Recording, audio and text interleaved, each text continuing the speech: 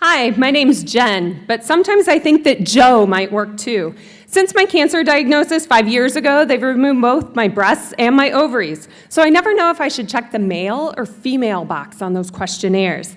The MSW here is for my master's in social work, and no, I'm not on PCP. I am a PCP, professional cancer patient. It's no secret, our society is obsessed with breasts, and we go to great lengths to glorify them. In fact, Victoria's Secret even has the annual lingerie fashion show that's televised, including the $1 Million Bra. But believe it or not, I can one-up that. I have the $1 Million Body, according to all the insurance forms at least. In the past 5.5 years, I've had 5 surgeries, been on 17 different types of chemotherapy treatment, and had radiation to 6 different areas of my body. Nothing is cheap in the world I call Cancerland, and I have the body to prove it. Part of my job as a professional cancer patient is to stay up to date on the latest clinical trials and research opportunities. But I also spend part of my time exposing companies that are exploiting breast cancer and the pink ribbon purely for their own profit. A lot of them practically celebrate Breast Cancer Awareness Month, but send little or no money to research or cancer organizations. But what's to celebrate about a life-threatening disease whose treatments amount to slash, burn, and poison? Note I said disease and not sickness, because that would imply I'm contagious or will get better. As much as I believe in miracles, I also know the cruel reality of this disease. Cancer is a thief and a murderer, not a sickness. Despite all the money that does get raised, stage 4 research is woefully underfunded. While 30% of breast cancer patients will progress to stage 4, less than 2% of money is spent on stage 4 research. Thankfully, there are some organizations like you see that get it. Stupid Cancer even came up with something very handy. The cancer card. And as it boldly states, if you got it, play it. And hell yeah, I've played it. It has offered me a prime table at a restaurant or meeting celebrities such as Melissa Etheridge, Juliana Rancic, Taylor Swift, or Ellen DeGeneres. But it isn't all fun and games. Cancer awareness only goes so far. My friends are dying, and it isn't from lack of awareness. People often tell me that I'm brave or strong, but does that imply my friends, who are now angels, somehow lack those qualities? No way. My friends were murdered by cancer. I was only 31 when I was diagnosed stage 4, and since there's no such thing as stage 5, I decided to consider myself in stage thrive.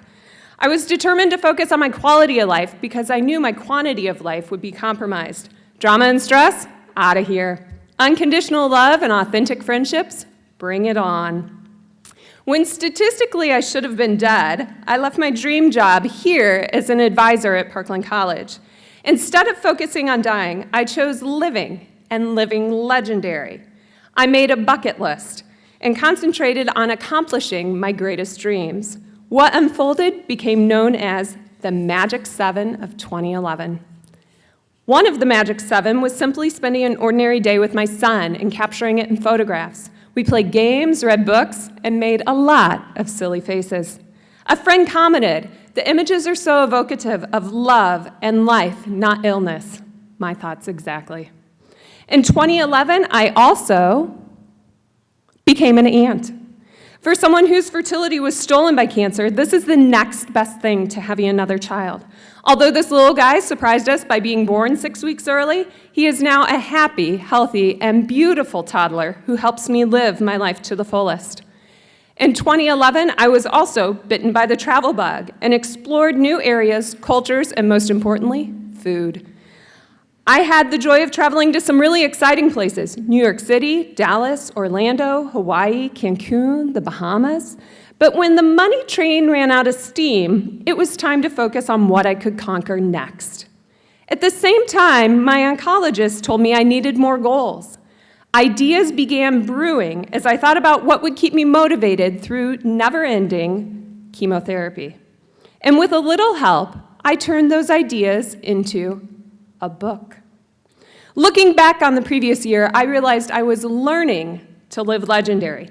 And I mean, what's the point in living unless it's legendary? The book takes a unique look on living legendary while dying. And now my second book, titled What You Might Not Know, will be out this spring. Also in 2012, much to my astonishment, I was inducted into the Parkland College Athletic Hall of Fame. I'm one of the most uncoordinated people you could meet, so maybe there should be an asterisk by my name showing that I'm a contributor and not an actual athlete, but either way, I'll take it. I'm a Hall of Famer. I chose to celebrate, and oh boy, did I celebrate. I scrapped my birthday and celebrated my birth month. And by celebrate, I mean I ate dessert every single day of the entire month. You see, in Cancerland, age is a privilege. At the time of my stage 4 diagnosis, my son was almost 2. Although statistics said it wouldn't happen, my goal was to see him go to kindergarten.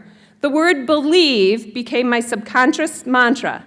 In fact, I even had the word believe tattooed on my wrist in a one-of-a-kind font, my son's own handwriting. And in August, as you can probably guess, my dream came true. I got to take my son to his first day of kindergarten. You know how so many parents are sad that their baby is growing up and going to school? I'm just the opposite. All I want is to see him grow up. Now it's time to set new goals, dream new dreams, and make them come true, because that's what living legendary is all about.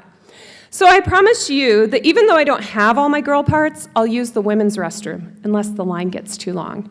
But I want you to promise you to take a really good look at this gift you have called life and ask yourself, am I living legendary? And if not, choose to do something about it. Thank you.